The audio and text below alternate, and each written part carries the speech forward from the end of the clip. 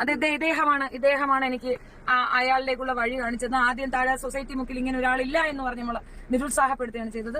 ഈ നാട്ടുകാരുടെ സപ്പോർട്ടോട് കൂടി തന്നെയാണ്. അവരിത് നേരത്തെ അറിഞ്ഞിരുന്നെങ്കിൽ ഇത് നിർത്തലാക്കാൻ അവർ ശ്രമിക്കുമായിരുന്നു എന്ന് തന്നെയാണ് അവർ പറഞ്ഞിട്ടുള്ളത്. അവർക്ക് ഇത് അറിയത്തില്ല, ഈ വീഡിയോസ് ഒന്നും അവർ കാണുന്നില്ല. അവരുടെയും വീട്ടിലെ സഹോദരന്മാരൊക്കെ ഉള്ളതാണ്.